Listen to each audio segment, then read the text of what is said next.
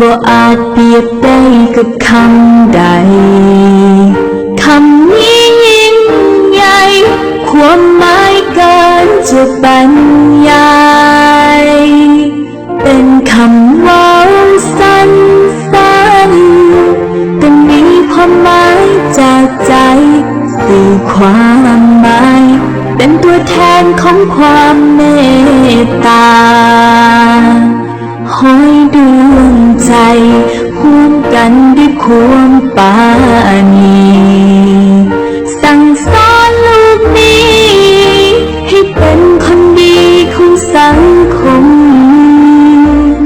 มีจิตใจเมตตาตั้งศึกษาศีลธรรมจริยธรรมแล้วทำแต่คุณงามควรดีแต่แล้วก็ทั้งวันที่พ่อนั้นต้องจากไปน้องส่งด้วยใจให้พ่อไปสู่สวรรค์ก่อนที่พ่อจะจากลา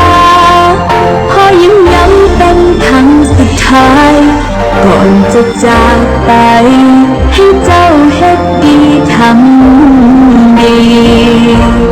คุณของพ่อนั้นเปรียบเป็นภูเขากาคุณของมารดาเปรียบเหมือนดังฟ้ากับดินพระคุณล้นพ้นยิ่งใหญ่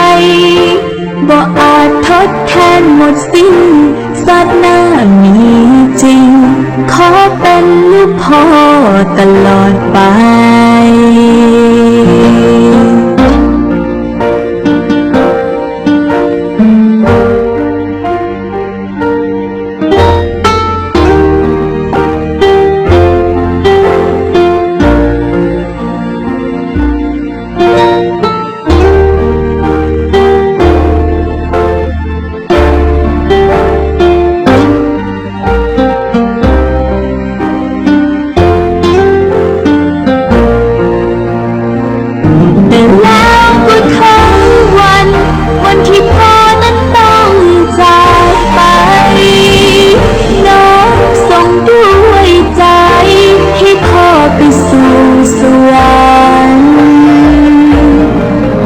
ที่พ่อ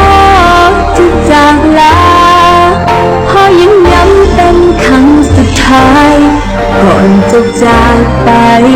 ให้เจ้าเฮ็ดดีทำดีศาสนามีจริงขอเป็นลูกพ่อทุกศาสตร์ไป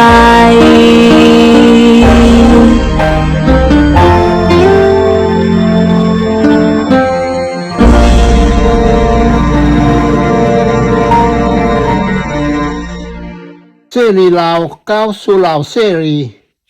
อยู่ในจุดซุ่มพญาอุ่นสนานิกรภาคที่13นี้มีเนื้อในใจความและบอกเราข้องความจื้อจำให้ลูกหลานได้ฟังว่าอยู่ในท้ายขบวนแห่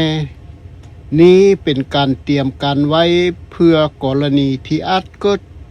เหตุการณ์บ่คาดฝันกับทหารญี่ปุ่นหรือทหารนักสืบเวียดนามและพวกทหารฝรั่งเศสที่อาจจะขัดขวางเฮาได้เพราะว่ากองกำลังป้องกันตนเองเสรีลาวกำลังตี3ด้านกับฝ่ายปรปักษ์กับพวกเฮาดังนั้นเฮาจึงสามารถต่อสู้และป้องกันตัวเองได้ทันทีเมื่อเกิดเหตุการณ์ใดๆขึ้น สาเหตุที่เฮาบ่มีไผพกอาวุธก็เพราะข้าพเจ้ามีจุดยืนว่าคนของข้าพเจ้าเป็นพลเรือนดีที่อาสาเป็นทหารภายใต้การนำของเจ้าเมืองตามที่ญี่ปุ่นอนุมัติไว้แล้วและเฮาหวังว่าจะได้รับอาวุธจากญี่ปุ่นกลุ่มของเฮาหยุดพักรับประทานอาหารกลางวันที่บ้านโสดซึ่งอยู่ห่างจากสวรรณเขตเพียง10 กิโลเมตรเท่านั้นท่านบุญธงวรวงศ์ซึ่งเป็นนายจาในกองทัพทหารฝรั่งเศสได้มาพบกับเฮาในความเป็นจริงแล้วเข้ามาเพียงเพื่อสืบสวนว่าเฮากำลังมาทำหยังอยู่ที่นี้และมีพวกเฮาจักคนอย่างใดก็ตามเมื่อพบกับข้าพเจ้าเข้ากบมีหยังจะเว้าถึงเพราะเข้าฮู้ดีว่าข้าพเจ้าเป็นผู้นำและสมาชิกผู้ก่อตั้งคนทำอิฐของขบวนการเสรีลาวที่ได้รับการสนับสนุนจากพันธมิตรทหารอเมริกันและต่อสู้กับญี่ปุ่นและกลุ่มนาซีเยอรมันที่ในสงครามโลกครั้งที่2ท่านพญาอุนสนานิกรบอกว่าเขาได้แยกตัวออกจากกลุ่มแนวเหลาอิสระในกรุงเทพซึ่งเป็นกลุ่มที่ได้รับการสนับสนุนจากรัฐบาลไทยและช่วยเหลือญี่ปุ่นต่อสู้กับอเมริกันกับพันธมิตรในสงครามโลกครั้งที่2และท่านบุญธงวรวงศ์บอกข้าพเจ้าเพียงว่าเสื้อของข้าพเจ้างามหลายที่สุดหมายถึงเสื้อและเครื่องหมายของเสรีลาวและถามว่าเข้าข้อได้บ่ข้าพเจ้ามีเสื้อแค่เพียง2 พื้นแต่เมื่อพี่น้องของข้าพเจ้าข้อข้าพเจ้าก็ให้เข้าไปหลังจากที่ข้าพเจ้าให้เสื้อเข้าไปแล้วท่านบุญธงวรวงศ์ก็จากไปในความเป็นจริงแล้วเฮาบ่ได้เกียรติสังลาวที่เข้าร่วมกับพวกฝรั่งเศสแต่พวกเข้าย้านกลัวพวกเฮาเราทัพเสรีลาวเป็นศัตรูทั้ง3ด้านใหญ่ๆคือญี่ปุ่นฝรั่งเศสและไทยกับแนวลาวอิสระซึ่งกำลังซอยเหลือกับพวกทหารญี่ปุ่นควบคุมอยู่กรุงเทพนครหลวงของไทยสยามท่านอุนสนานิกรกล่าวและอธิบายให้อย่างยืดยาวโดยรายละเอียดของความจื้อจำได้เฮาเดินทางมาถึงสวรรณเขตตอนที่ใกล้จะมืดแล้วข้าพเจ้านำกลุ่มของเฮาตรงไปยังค่ายทหารฝรั่งเศสเก่าที่เซโนแต่เบิ่งเหมือนว่าค่ายนั้นเต็มไปด้วยทหารเวียดนามที่ติดอาวุธครบมือแล้วในเวลานั้นข้าราชการและเจ้าหน้าที่หลายคนจากสวรรณเขตได้มาต้อนรับพวกเฮาอย่างหน้าแน่นและขับขังอังออกพอพวกเฮาเห็นกลุ่มดังกล่าวแม่นพวกเสรีลาวเชื้อสายเวียดนามที่สนับสนุนแก่เสรีลาวของพวกเฮาต่อต้านทหารญี่ปุ่นและฝรั่งเศสอย่างลึกลับจึงพาให้พวกเฮาทุกคนมีขวัญกำลังใจอย่างน่าภาคภูมิใจในครั้งนั้นอย่างบ่มีวันลืมได้ท่านพญาอุนสนานิกรกล่าวข้าพเจ้าบ่ได้คิดถึงความสำคัญของอันตรายจากสาวเวียดนาม เหล่านั้นที่มีต่อพวกเขาเลย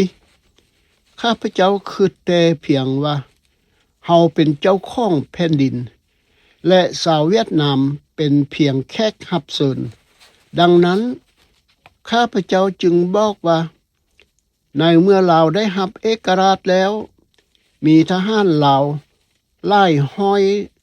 นายกำลังจะมาที่สวรรณเขตและขอให้ชาวเวียดนามออกจากค่ายทหารเพื่อให้ทหารลาวเสรีเข้ามาประจำการแทนและชาวเวียดนามควรไปที่อื่นอยู่ควรไปอยู่ที่อื่นในเวลานั้นพญาโพริทัตซึ่งเป็นผู้สูงอายุในเมืองได้บอกให้ข้าพเจ้าทำตัวให้เข้มแข็งแต่ให้เข้าร่วมกับชาวเวียดนามในค่ายเพราะพวกเขามีอาวุธหลายกว่าและมีจำนวนหลายกว่าเฮาดังนั้นเขาก็ไปเว้าจาโอ้ลมอย่างอ่อนโยนกับผู้นำของชาวเวียดนามเพื่อขอให้พวกเขาเข้าใจชาวลาวและอย่าสร้างปัญหาใดๆทั้งสิ้นข้าพเจ้าเข้าใจทันทีท่านอุนสนนิกรกล่าวว่าข้าราชการและเจ้าหน้าที่ของลาวต่างเกรงใจเกรงกลัวและเคารพชาวเวียดนามจากนั้นข้าพเจ้าบอกว่าชาวเวียดนามและชาวลาวควรเป็นเหมือนพี่น้องเพราะพวกเขาทั้งสองอยู่ภายใต้การปกครองของฝรั่งเศสมาด้วยกันชาวลาวเป็นเจ้าของแผ่นดินและชาวเวียดนามมาอาศัยอยู่ที่นั้นและทุกคนควรปฏิบัติตามระเบียบวินัยกฎหมายของการเป็นพี่น้องจากนั้นเพื่อให้ความแน่ใจข้าพเจ้าได้ระบุว่าหากชาวเวียดนามซึ่งเป็นพี่น้องและแค่ของพวกเขาสร้างปัญหาใดๆข้าพเจ้าจะจับกลุ่มและทำร้ายชาวเวียดนามหลายแสนคนในประเทศไทยทั้งหมดข้าพเจ้าบอกพวกเขาว่านี่คือคำเตือนขั้นเด็ดขาดและสุดท้ายแล้วข้าพเจ้าก็จากไปก่อนหน้านั้นข้าพเจ้าได้สั่งให้ทานภูมินอสวรรค์จัดตั้งหน่วยหนึ่งไว้ข้างค่ายเพื่อแจกจ่ายยายอาวุธและหากเกิดเหตุการณ์ใดๆขึ้นให้ส่งข้อความมาหาข้าพเจ้ามุกดาหารทันทีทันด่วนความกล้าหาญและกล้าเก่งสามารถทางการทหารและด้านการใช้หลักจิตวิทยาแบบลิ้นทองแต่เด็ดขาดของผู้นำเสรีลาวแบบท่านอุนสนานิกรหรือเท้าอุ่นตีนเย็นนี้ห้าผู้อื่นได้มาเปรียบปันบ่ได้แล้วท่านพันเอกทอมสันกล่าวในบทสนทนาในความเป็นมาของเสรีลาวที่นั้นมีทหารม้าไทยเตรียมพร้อมที่จะปราบปรามเหตุการณ์ใดๆที่อาจจะเกิดขึ้นและเนื่องจากพวกเขาฮู้จักข้าพเจ้าเป็นอย่างดี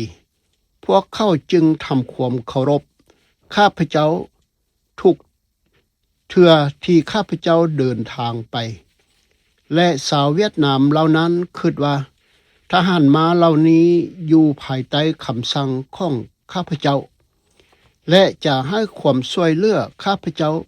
ดังนั้นพวกชาวเวียดนามบ่กล้าทำสิ่งใดอันผิดกฎระเบียบวินัยกับพวกเขา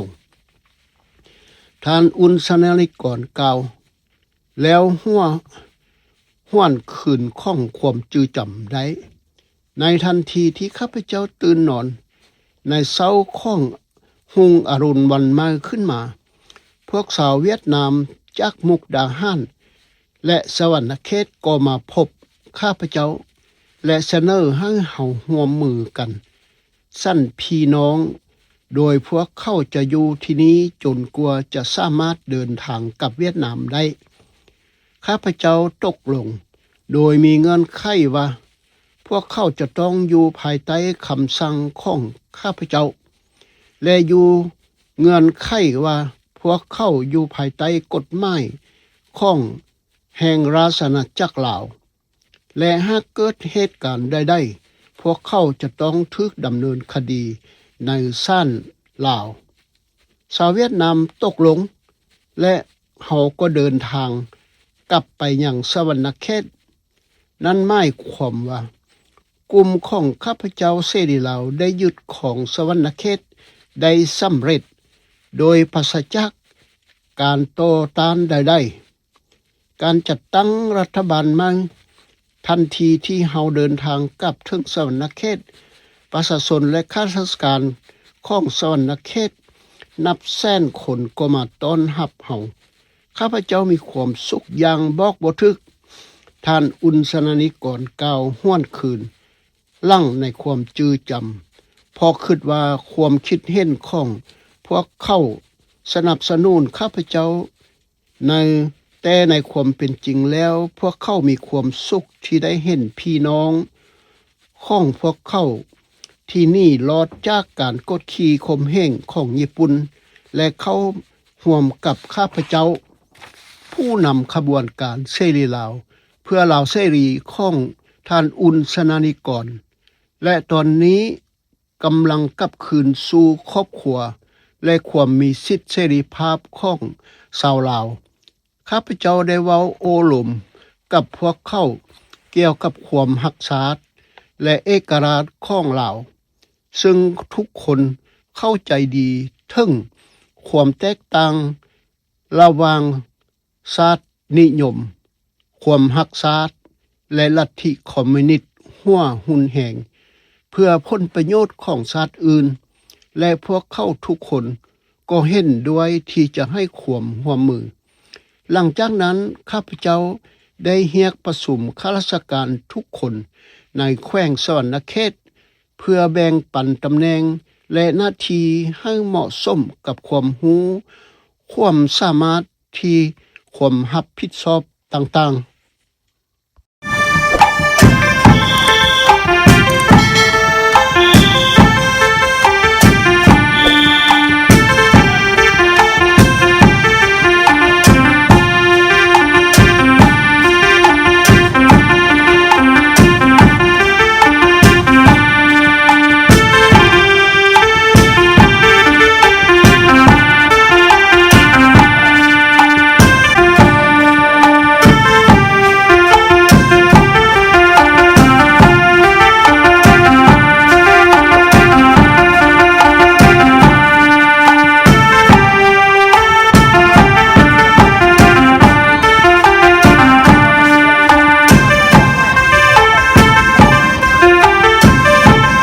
ก็เราขืนลั่ง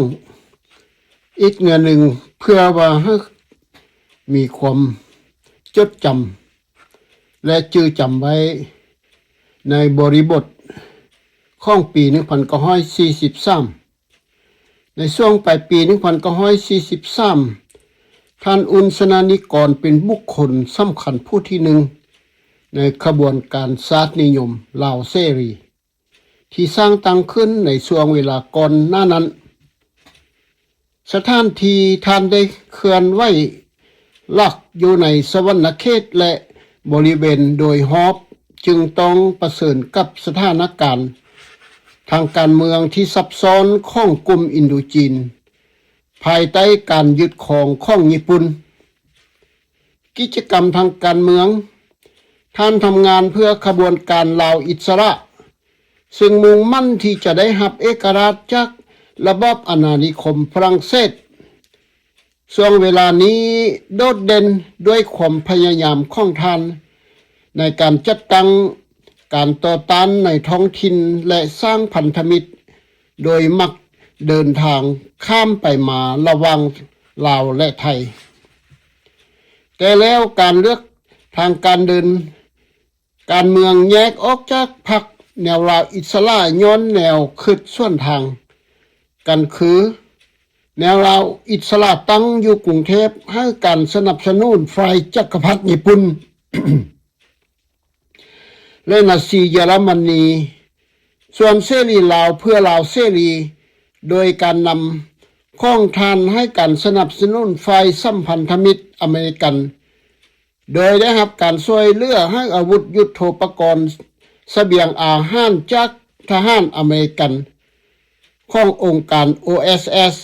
อย่างเต็มใจและบ่มีเงื่อนไขใดๆทั้งสิ้นเพื่อให้ลาวมีเอกราชอันแท้จริงบทบันทึกความทรงจำและสัมภาษณ์ปากเป่าที่ท่านจื้อจำได้รายละเอียดและภาพถ่ายจากเอกสารสำคัญในยุคนี้ปี1943 1949และปี1972 1973มีอยู่ในปุ่มและบทรายงานของท่านในเรื่องลาวอิสระกับเสรีลาวซึ่งในมุมมองจากฝ่ายเสรีนิยมขั้วจัดเกี่ยวกับการต่อสู้เพื่อเอกราชของลาวบ่แม่นเรื่องเจ้าอายเจ้าน้องผู้ต่อสู้เพื่อเอกราชของลาวของการเขียนที่ซอยห้อมใส่แต่ปากของตนอย่างผิดทึกท่านอุ่นเก่า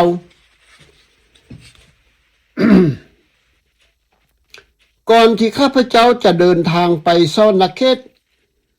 เจ้าแข้งคนเก่าคือท่านอ้วนวรวงศ์แต่ท่านทึกญี่ปุ่นจับกลุ่มหลังจากที่ข้าราชการหลายคนลบหนีไปเข้าห่วมกับข้าพเจ้าหรือเจ้าบุญอุ้มนาจำปาสักเมื่อท่านได้รับการปลดปล่อยตัวท่านได้พาครอบครัวไปอยู่ที่ปักเซข้าพเจ้าตั้งใจจะขอให้ท่านดำรงตำแหน่งเจ้าแขวงต่อไปแต่เนื่องจากท่านบ่อยู่ที่นั้นข้าพเจ้าจึงต้องหาคนอื่นข้าพเจ้าจึงต้องแต่งตั้งพญาโพธิทัตเป็นเจ้าแขวงและแบ่งงานกันทำงานข้าพเจ้าได้ประกาศอย่างเป็นทางการเรื่องนี้และประกาศว่าชาวเวียดนามต้องปฏิบัติตาม การที่บริหารนี้ในความเห็นของชาวลาวหลายคนในที่สวรรคเขตชาวเวียดนามจะยอมทำตามและสัญญาว่าจะเคารพนับถือเจ้าหน้าที่ผู้ปกครองของเราโดยการนำพาของท่านอุ่นสนานิกรณที่จุดนี้กรุณาทราบว่าข้าพเจ้าเป็นผู้จัดตั้งองค์การบริหารนี้ขึ้นมาเองแม้ว่าข้าพเจ้ายังบ่มีตำแหน่งใดๆตามกฎหมายก็ตามตราบใดที่ข้าพเจ้าสามารถออกคำสั่งใดข้าพเจ้าก็ออกคำสั่งส่วนสำคัญอีกส่วนหนึ่งคือการยึดเมืองท่าแขกทันทีทันใดที่ข้าพเจ้ายึดเมืองสวรรคเขตได้สำเร็จก็มีผู้ทรงสร้างถึงจากเมืองท่าแขกมาขอให้ข้าพเจ้าไปยังที่นั้น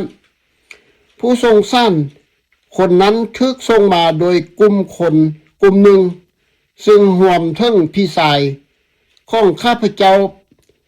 ท่านแพงสนานิกรและสิงคโปร์นำโดยบุญเลี้ยงจุลมณีข้าพเจ้าบ่สามารถเดินทางจากสวรรคเขตไปยังท่าแขกทางฝั่งลาวได้ดังนั้นข้าพเจ้าจึงต้องเดินทางผ่านฝั่งไทยกล่าวคือจากมุกดาหารไปยังนครพนมระยะทางจากมุกดาหารถึงธาตุพนมประมาณ50กิโลเมตรและจากธาตุพนมถึงนครพนมอีกประมาณ50กิโลเมตรในเวลานั้นถนนหนทางบ่ดีและข้าพเจ้าบ่มีรถยนต์จึงต้องเดินทางด้วยรถทิพย์เมื่อไปถึงธาตุพนมข้าพเจ้าแวะรับประทานอาหารกลางวันณที่นั้นกับท่านผู้วงนอสวรรค์แล้วขี่รถทิพย์ไปต่อด้วยความบากบั่นไปยังนครพนมและไปถึงที่นั้นในช่วงบ่ายแก่ๆข้าพเจ้าได้รับการต้อนรับจากท่านแพงสนานิกรท่านสิงคโปร์จุลมณีและท่านบุญเลี้ยง และผู้นำชาวเวียดนามในท่าแขกเมื่อข้าพเจ้าไปถึงนครพนมข้าพเจ้าพักอยู่ที่นั้นบ้านของทานโซดไซโกซี่พ่อของนางบุญสูไซโกซี่ข้าพเจ้าบ่ได้ต้อนรับแขกที่บ้านแต่ไปต้อนรับที่ห้านอาหารหน้าท่าเรือสำหรับสาวลาวที่มาต้อนรับข้าพเจ้าที่นั้นบ่มีปัญหายั่งเลยแต่สำหรับสาวเวียดนามพวกเขาต้องการให้สถานการณ์ของพวกเขาในลาวได้รับการชี้แจงให้ชัดเจนข้าพเจ้ายังคงยืนยันจุดยืนเดิมว่าสาวลาวเป็นเจ้าของแผ่นดินและสาวเวียดนามเป็นพี่น้องที่มาอาศัยอยู่ในลาวในฐานะแขกและบ่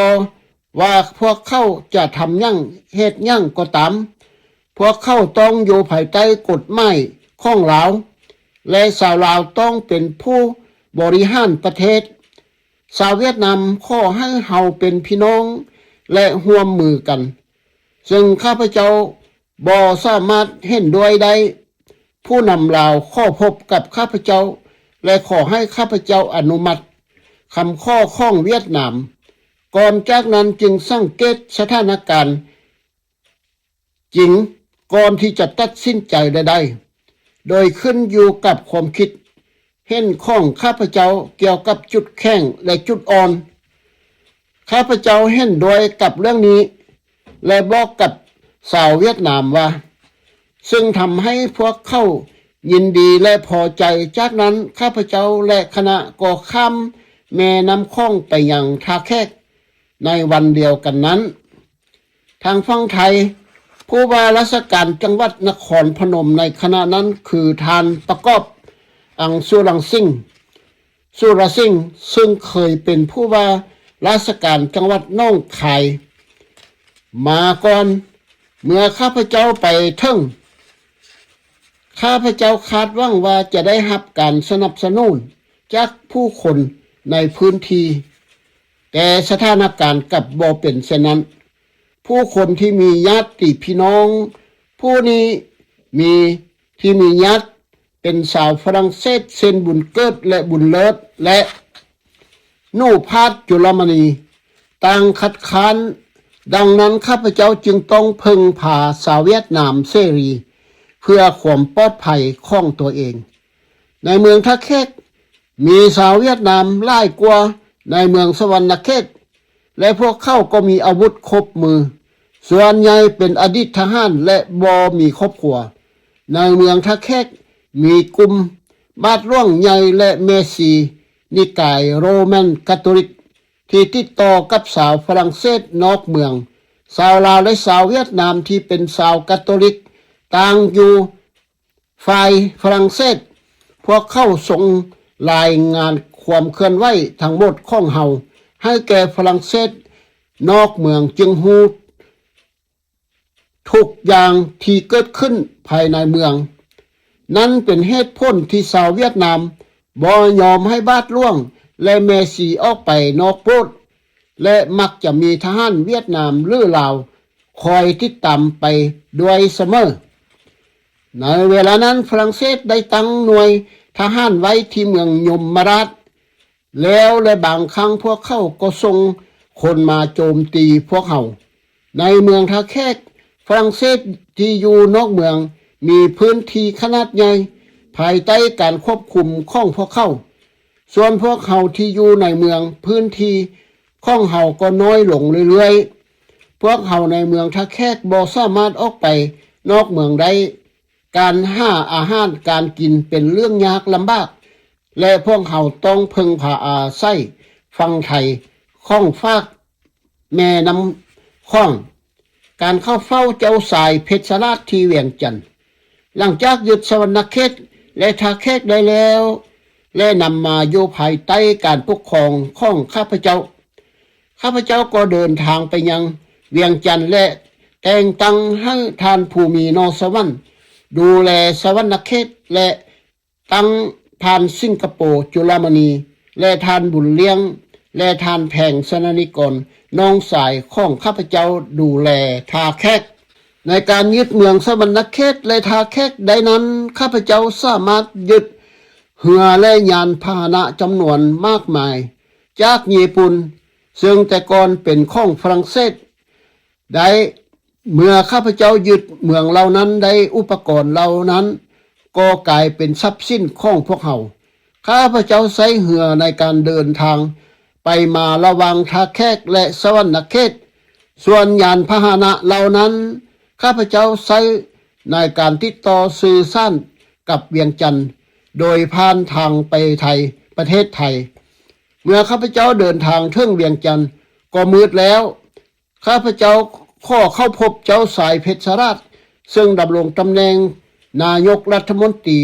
แต่ข้าพเจ้าบ่สามารถพบท่านได้ข้าพเจ้าจึงไปหาคุณซิ่งพลเอกซิ่งรัตนสมัยที่วัดพระแก้วแต่ข้าพเจ้าได้พบเพียงลูกน้องของท่านเท่านั้นคุณซิ่งรัตนสมัยเป็นผู้บัญชาการสูงสุดของทหารทรงเขี้ยวทหารฝรั่งเศสและเป็นผู้บัญชาการกองทัพที่เก่งกาจไล่ทานได้จัดแจงระเบียบวินัยกำลังทหารไว้ที่วัดพระแก้วส่วนกองกำลังอาสาสมัครจากประเทศไทยนั้นข้าพเจ้าสังเกตเห็นว่ามีจำนวนน้อยเมื่อข้าพเจ้าบ่สามารถพบภัยใดข้าพเจ้าจึงไปพักผ่อนที่บ้านของผู้เป็นอายของข้าพเจ้าคือท่านผู้สนานิกรในเขตเสียงยืนข้าพเจ้ามีความสุขหลายที่สุดเพราะได้โอ้ลมกันกับญาติพี่น้องหลายคนในครอบครัวของสนานิกรเนื่องจากข้าพเจ้าได้กลับมาเวียงจันทร์อย่างเปิดเผยเป็นเวลานานแล้วณเวลา9 โมงเช้าตู่ของอรุณวันใหม่ผลรับใช้ของเจ้าสายเพชรราชมาเชิญข้าพเจ้าไปพบเจ้าสายเพชรราชข้าพเจ้าบอกคนรับใช้ว่าข้าพเจ้าต้องกลับไปสวรรณเขตทันทีด่วน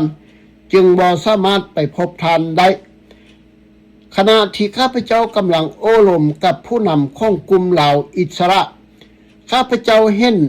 พญาล่วงพบกับล่วงพอลูกเท่าพระภิกขุผู้ปัญญาทานบอกข้าพเจ้าว่าเป็นการเหมาะสมและจำเป็นที่ข้าพเจ้าจะต้องไปพบเจ้าสายเพชรราชก่อนที่จะไปที่อื่นข้าพเจ้าปฏิเสธคำข้อของเจ้าหน้าที่ระดับสูงเส้นนั้นบ่ได้จึงไปพบเจ้าสายเพชรราชเมื่อไปถึงที่นั้นข้าพเจ้าพบว่าท่านยุ้ยอภัยกำลังพบกับท่านอยู่แล้วเจ้าสายเพชรราชทรงยินดีที่ข้าพเจ้าสามารถยึดเมืองสวรรณเขตและทาแขกได้ด้วยน้ำมือของอุ่นสนานิกรนี้เองรัฐบาลมีความสุขและไว้วางใจในตัวของข้าพเจ้าการแต่งตั้งให้ดำรงตำแหน่งผู้ว่าการมณฑลทางภาคใต้จากหลังจากนั้นข้าพเจ้าได้โอ้ลมกันเกี่ยวกับการแต่งตั้งผู้บริหารสำหรับมณฑลภาคใต้ทางรัฐบาลของพระมหากษัตริย์ซึ่งนำโดยเจ้าสายเพชรราชในฐานะนายกรัฐมนตรีต้องการมอบตำแหน่งนี้ให้กับท่านยุ้ยอภัยซึ่งเป็นสาวภาคใต้โดยกำเนิดแต่ท่านปฏิเสธที่จะรับตำแหน่งนี้เพราะท่านบ่มีกำลังทหารเพียงพอที่จะปราบปรามชาวเวียดนามที่ติดอาวุธครบมือดังนั้นจึงตัดสินใจว่าข้าพเจ้าจะเป็นผู้รับตำแหน่งนี้และนายกรัฐมนตรีจะประกาศแต่งตั้งข้าพเจ้าเป็นผู้ว่าการมณฑลทั้ง5ภาคใต้ในนามของรัฐบาลของพระมหากษัตริย์ในวันที่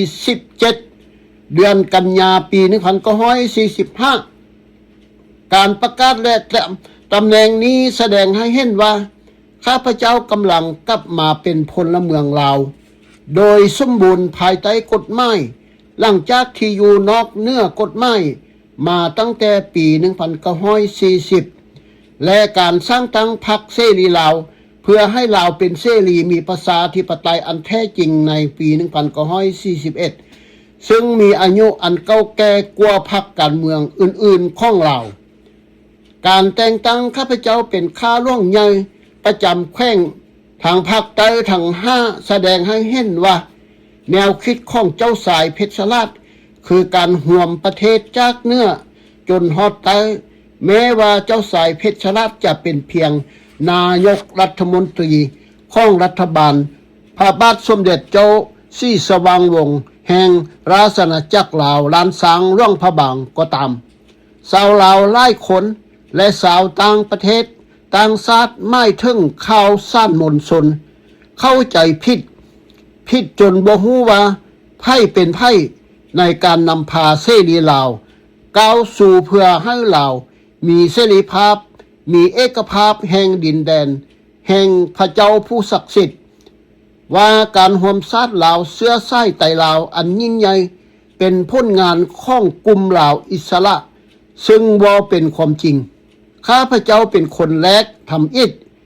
ที่ได้รับการแต่งตั้งให้เป็นผู้ว่าการทางแขวงภาคใต้ในนามของรัฐบาลในเดือนกันยา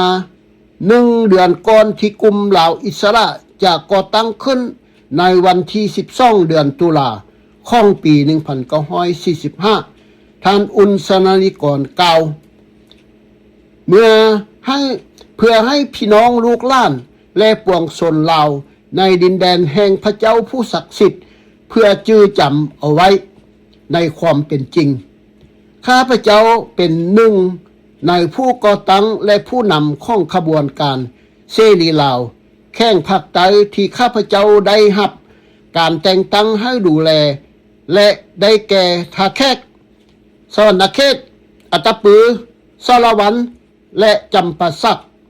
แขวงอื่นๆที่มีอยู่ในปัจจุบันแต่บ่ได้กล่าวถึงในที่นี้ก่อนตั้งขึ้นหลังจากประกาศแถลงการแล้วข้าพเจ้าก็กลับไปที่ทาแขกณที่นั้นข้าพเจ้าได้ฮู้ว่ามีการตั้งคณะกรรมการขึ้นมา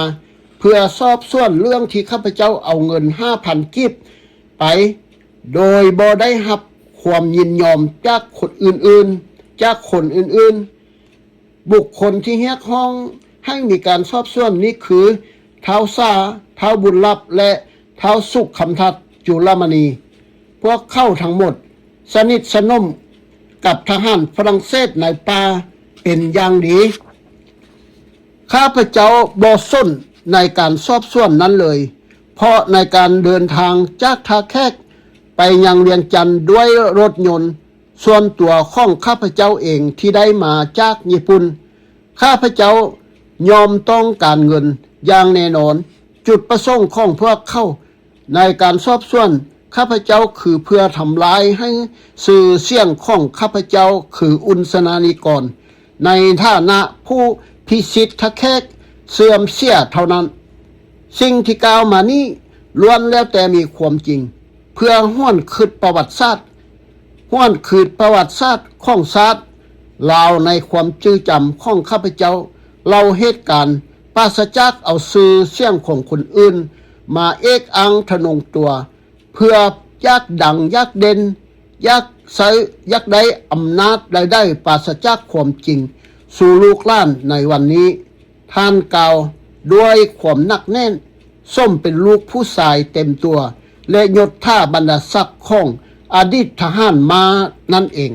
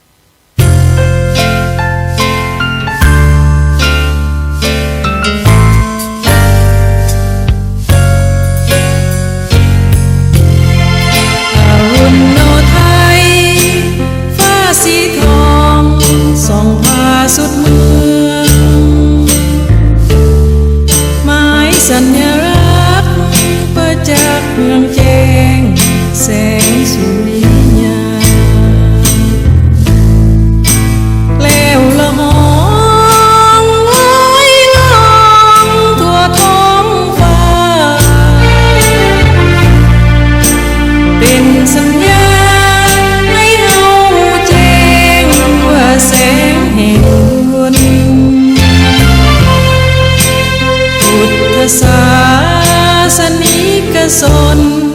ทั่วจัน